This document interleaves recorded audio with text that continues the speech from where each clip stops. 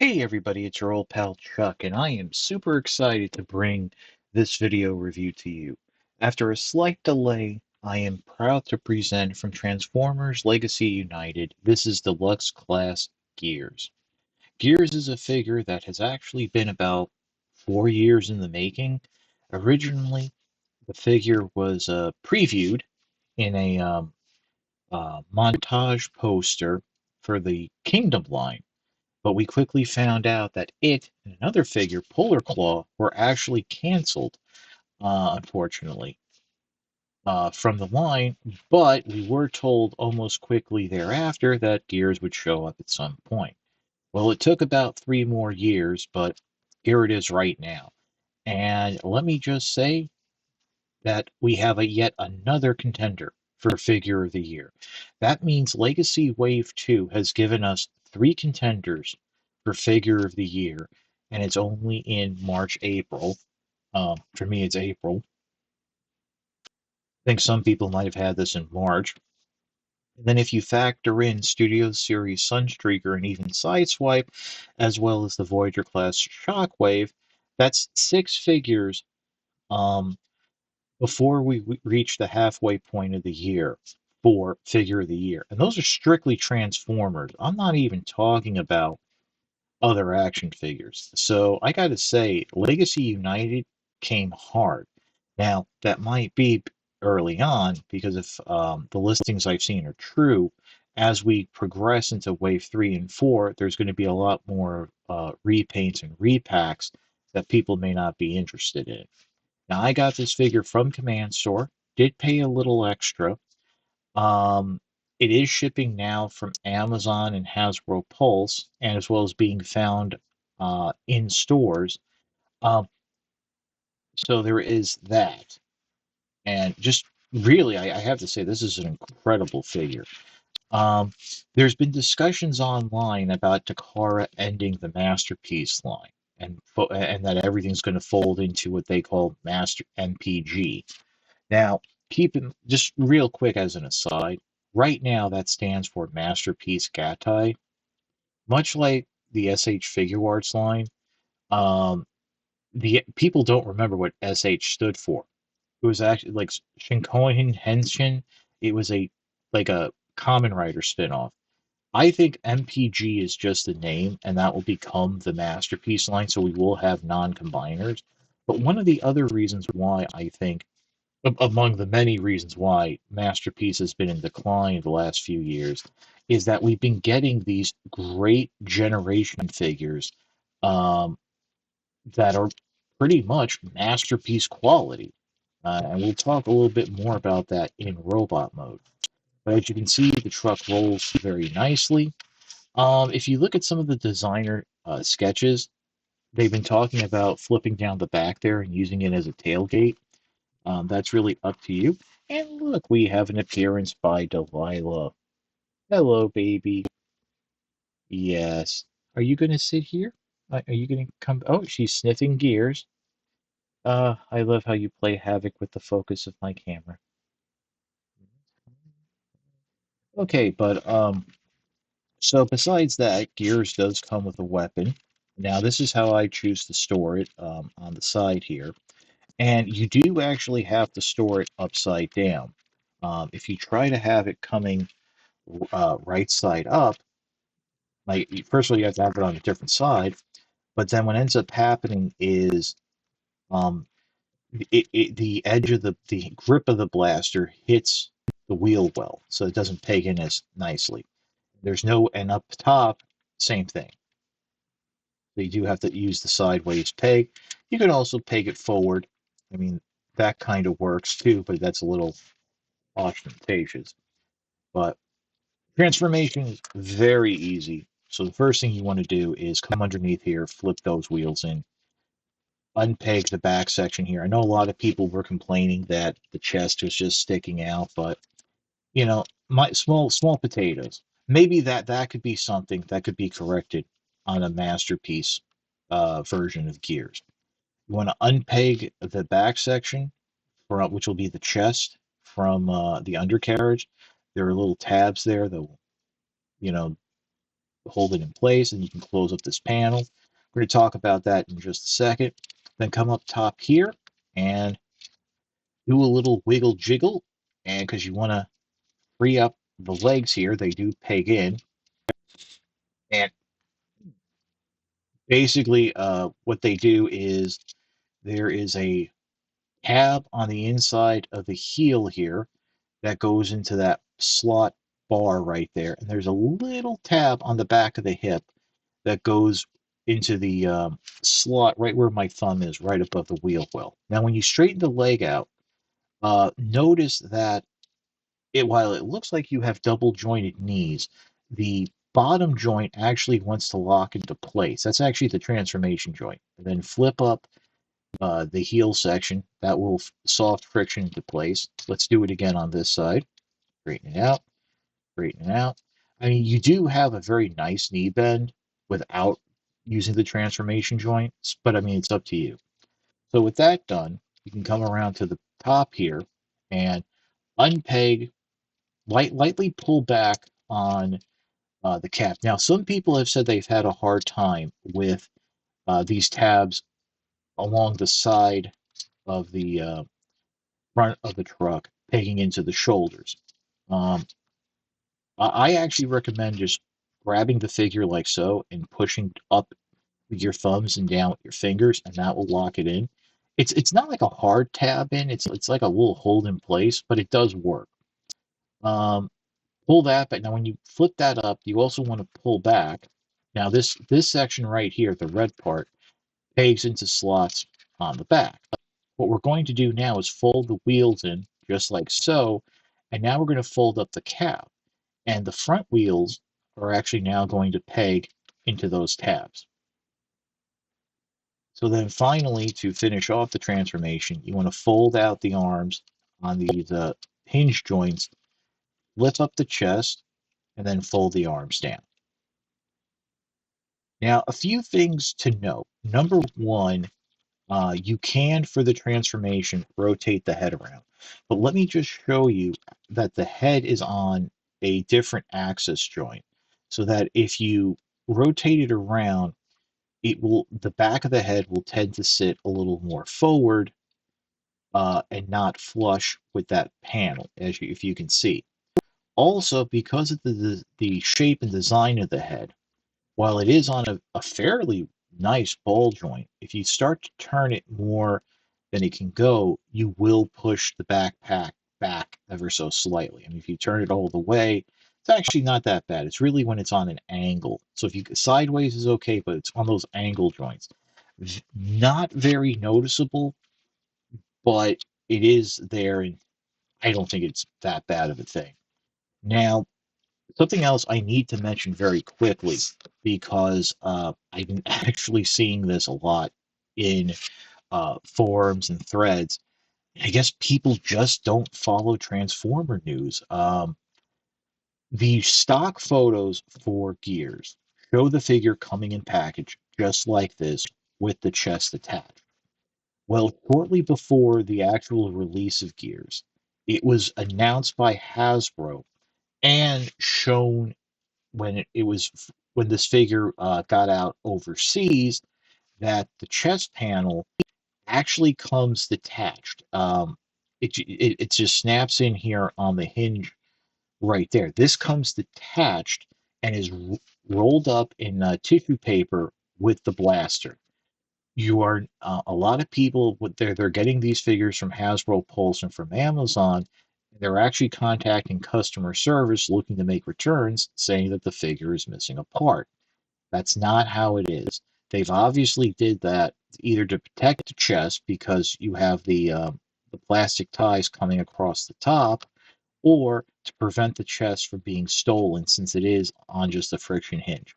By the way, if you do, you are meant to be able to open this in robot mode, and this has the detailing from that episode of Gears where his personality chip was stolen by Megatron for some MacGuffin weapon of the episode, which was basically Gears' biggest shining point and why a lot of people remember him. Besides the fact that Gears appeared in what was issue 4 of the Transformers comic, teaming up with Spider-Man.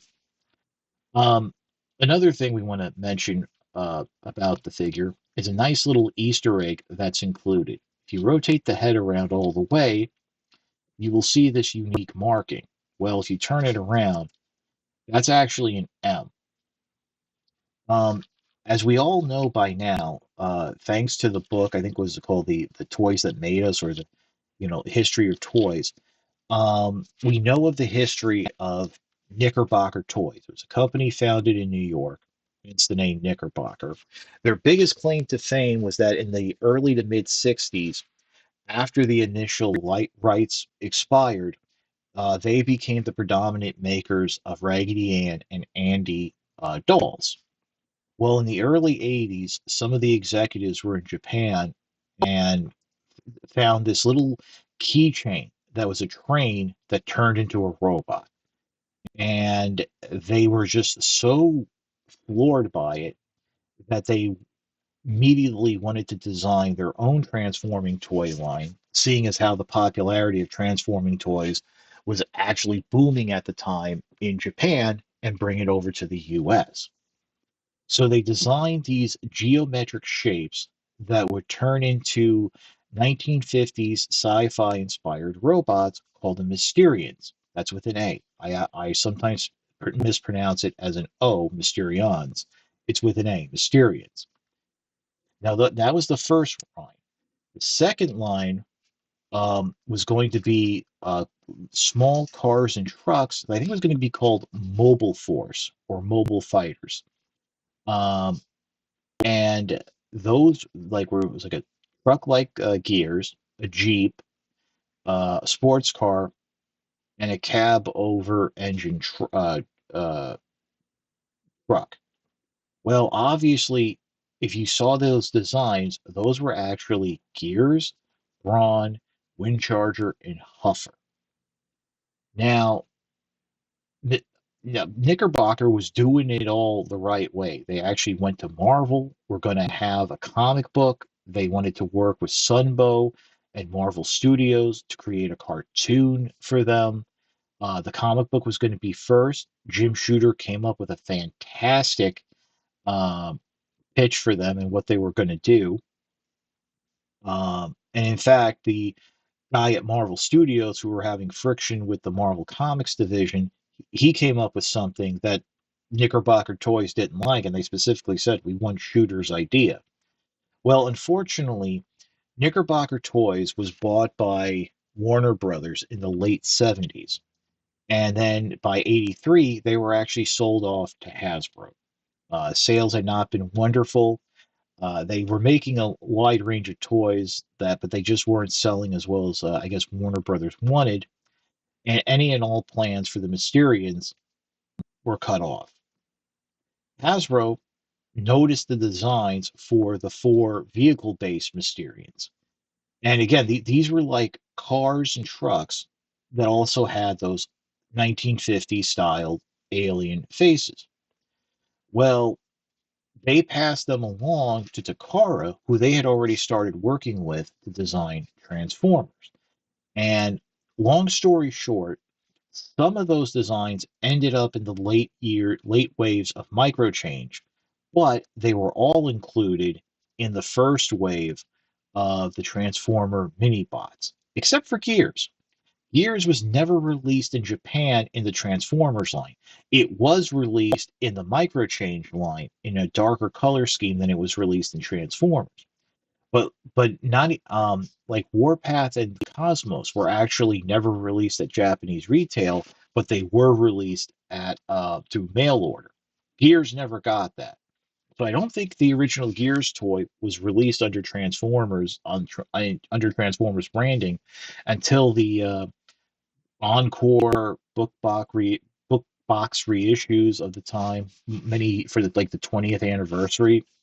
So yeah, so Gears's first toy form was actually in Transformers in the US. And that explains why, if you notice, Cliffjumper, Bumblebee, and the character that would eventually become known as Bumper, uh, all had a similar design and all had a similar transformation scheme. They were all for the micro change line and meant to be transforming versions of Churro Q or penny racers, hence the fake slot in the back. The figures that came from Knickerbocker Toys and were going to be Mysterians, they didn't have any of that, and they had their own unique transformation schemes and a very different look compared to those Choro Q based designs. So that is that's a little bit longer of an explanation of the story because I have seen it going around and there's been like like some people have been getting some of the details wrong and stuff like that. And I mean, to be honest with you, I was surprised to find out that these were included. The Mysterians were included in the microchange line, just because of how late it was in converting over to Transformers. Now, some people will say that the M here stands for Mysterians. I think that actually might stand for Mobile Force, but it is, it is kind of cool, and that we are getting these guys in the main Transformers line. Now, back to the figure after that long rambling. Uh, you have a universal joint here at the shoulder, including you still have that transformation joint. So this is one of the few Transformers that actually has an armpit joint. That's masterpiece tier right there. You have a waist swivel. You have universal hips. You have that the deep knee bend, and you can't, of course, use the transformation joint if you so desire. And of course, check this out. Oh, that's Van Damme level ankle pivot. But the coolest thing for me is you take the weapon. Now we're going to make I recommend making gears southpaw. As many people know, left-handed people tend to be a little more crotchety, which fits the personality of gears. It's true. Look it up. I'm going to get so many letters on that. But also, what you can do with a little bit of magic is rotate the arm around here, just back it up. Gears can draw its weapon. So, yeah.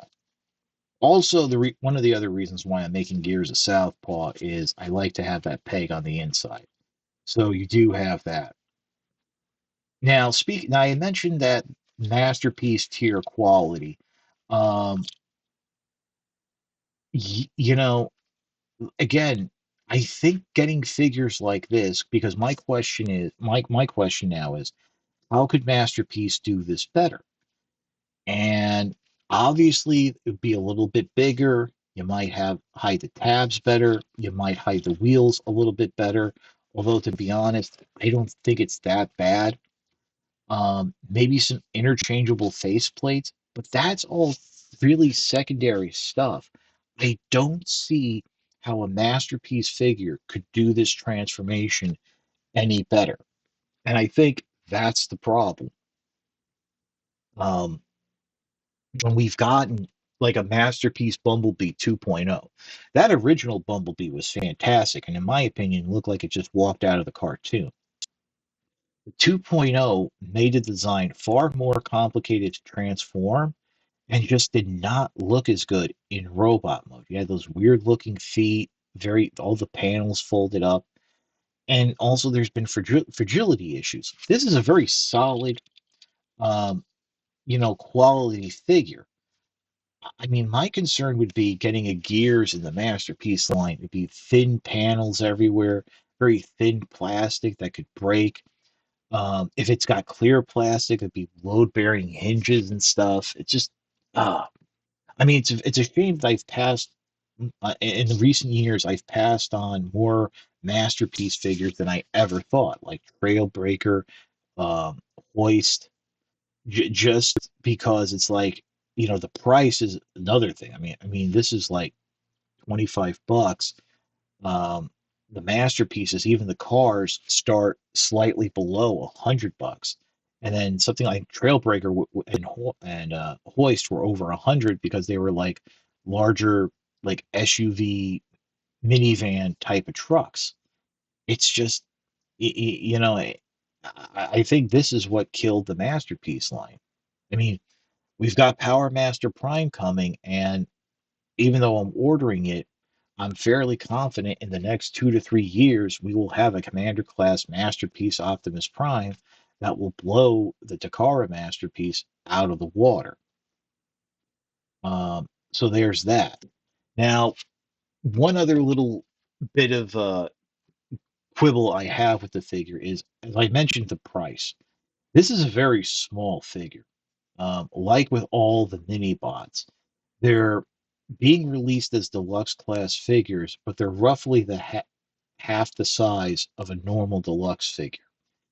Um, I just think if maybe this was $10 cheaper or even $5 cheaper, I would feel a lot more comfortable purchasing it and recommending it. I mean, if these were all done as scouts, that would have been great. Another issue I have that really isn't like an issue with the figure, but this is something that came up when I was talking with people. Starting in Kingdom, we had the updates of the mini bots. We had Huffer, we had Warpath, we had Pipes, the repaint retool of Huffer, um, and things of that nature. And then it went on from there. That little by little in like Legacy, Evolution, and United, we've had a few more. Even actually going back to Earthrise, you had Cliff Jumper, um, and that Walmart Bumblebee. The thing is, spreading them out like this, the aesthetics have heavily changed. If you look at Gears and if you look at Huffer, yeah, they look similar, but to me, they just don't fit in together on a shelf. This fits in with Braun from the Studio Series 86 line. And I kind of wonder if there wasn't this space in United, would Gears have ended up in the Studio Series 86 line?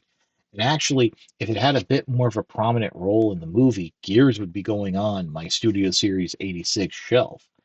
Um, but as it is, it's just going to be staying with the United figures, which again, fantastic figure of the year quality.